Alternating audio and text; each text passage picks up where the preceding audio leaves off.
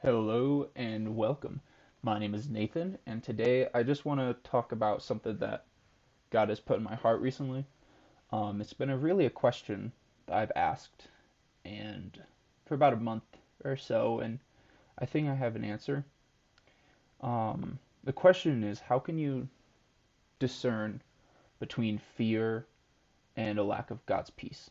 In making decisions and doing life. We talk about following peace. We also talk about not making a decision out of fear.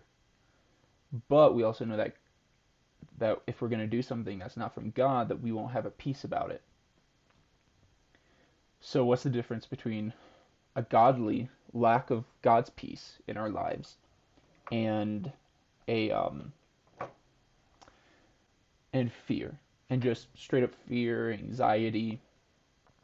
What's the difference and how can you make that distinction?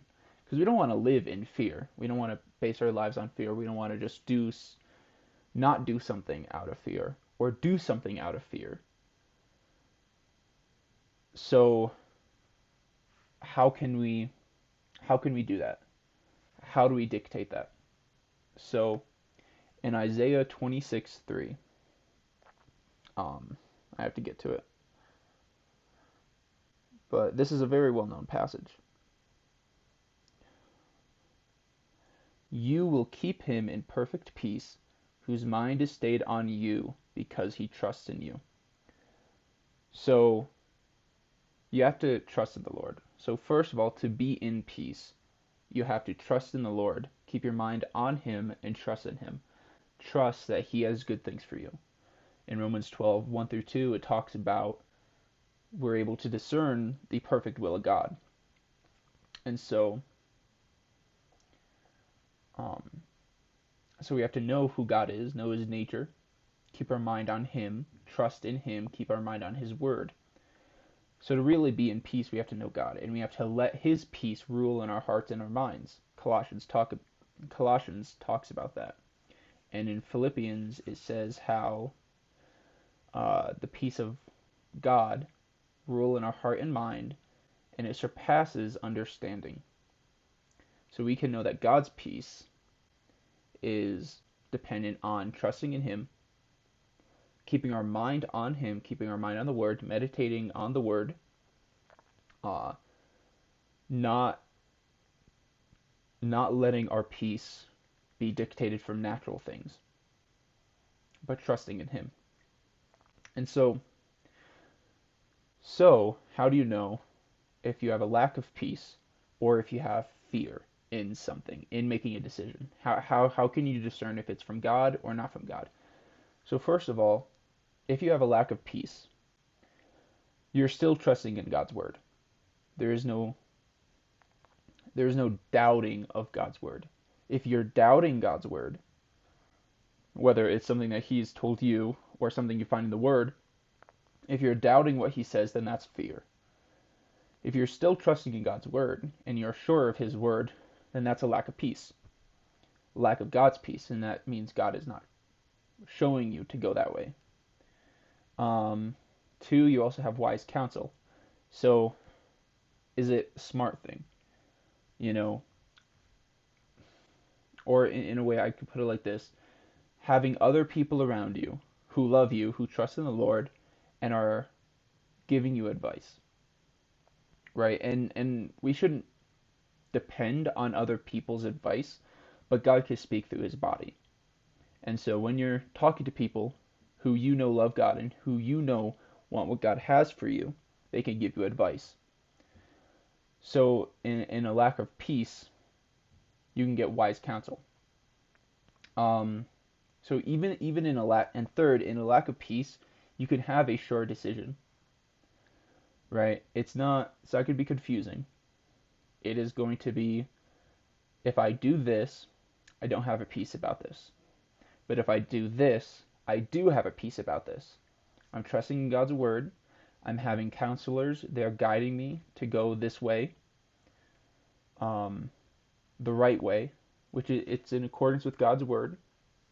And even the other thing that you don't have peace about, maybe it is in accordance with God's word, but there is no peace. It may be a good thing, but it may not be what God has for you. And so God won't give you that grace to do it because you're not called to do it.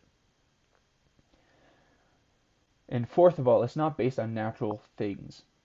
So a lack of peace, everything in the natural may look good about it, right? It may look perfect. It may be exactly what you wanted in the natural, but you just don't have a peace about it.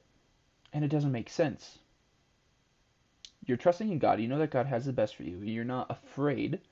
You're not afraid that you're going to have lack. You just don't have a peace with something.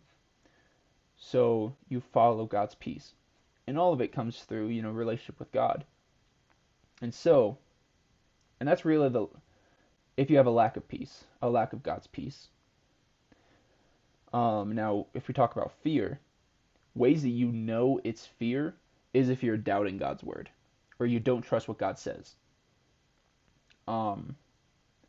Another thing is if you have a wild imagination. If you are seeing all these bad things happen in the future, if you are having these wild things that oh, maybe all this bad thing is going to happen, or I'm going to be homeless or destitute or things like that, that's fear. That's not God. God is not about wild imaginations and about crazy stuff. That's not God. Being confused and unsure.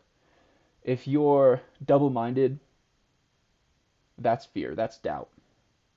If you're singularly minded, then that's just a lack of peace. But if you're oh my gosh, I just don't know. I just don't know. That's fear. That's doubt. And if it's led by the natural. If you're just looking at the natural things, what the natural thing says, you're oh, I'm super afraid because I don't want to, I want to make sure I have money, but I don't see it happening. I did the math and it's not going to work. That's also fear. So I'm going to give a little bit of my own testimony with all this because, as some of you may know, I'm doing Charis Bible College. And so I'm out in Colorado.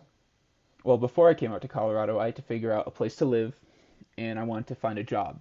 Now, back home, I was making really good money. And I was very secure and stable. And I wanted a job that would pay well because, I wanted to pay off, make sure I was able to pay for college, make sure I had money for rent and for any bills and for giving and everything. So I wanted a good job. And I was hoping for a good job. But then I came out and and all doors opened up so that I could be part of their prayer, part of Andrew Wommack's prayer center, which is a fantastic opportunity. It's a great ministry opportunity. It really is. I had peace with it, So I had peace with pursuing the call center. Now, when I got home and I started doing everything and I learned exactly how much it pays, I started to get into a little bit of fear. I did the math. I didn't see it being able to work out in the natural. And so I had an opportunity there to be afraid. But I chose not to because I had peace with going forward with the prayer center. And the only things that would be holding me back from pursuing it would be just natural fear of will I be able to, I don't see myself being able to sustain myself out there. And about the same time, I had found a place to stay. So now I have a room, but it was more expensive than what I was hoping for. And so even with that, I was I had peace with going for it. But the only thing that would have held me back would be fear of it's expensive. I'm not going to have a super good paying job. I'm doing all the math. I don't see it. And so everything in the natural gives me fear. And I'm having wild imaginations. I'm thinking, God, I don't see how I'm going to be able to pay for it. But if I got past that natural fear, I had peace with doing it. And so you can have peace and you can have natural fear come at you, but you have the choice to, will I stay in fear or will I trust God? Will I trust God that this is what God is showing me to do? or will I dictate, or will I allow myself to be dictated by natural fear, confusion, wild imaginations? And so, fast forward a few months. Now I'm in Karis. I'm a month in, and I'm going to be starting my job. And I'm in the room, and now I see everything is working. Like, now I see it. What I didn't see in the natural a few months ago, with doing all the math and whatnot, I didn't see it at all, and now I do. Now I do see God's provision in it. God has showed me because I followed His peace and didn't let myself be dictated by fear. I didn't let fear stop me, or let fear. I could find a well-paying job. I could find something that'll pay me good money, but that's not what God has for me. So I hope all this makes sense, and I hope this is encouraging. Um, again, don't be led by fear. Don't be led by doubt. And you know that you're in doubt if you're not trusting God, if you're doubting God, if you have wild imaginations of the future, if you're confused and unsure and just you're being tossed to and fro. James talks about double-minded man being unstable in all of his ways, being tossed to and fro by waves. If you're like that, that's doubt. That is fear, that is doubt. And if you're led by the natural, that's also fear. If you're basing things on the natural thing and on a natural environment, that is fear. That is not a lack of peace. A lack of God's peace, you're going to be if you are trusting God, if you are not basing it on the natural, if you have a surety, if you know, you know, and if you're having wise counsel, that's a lack of peace. That's not fear. So yeah, I hope this was blessed you. Hope it has encouraged you, and I hope it makes sense. Have a good day.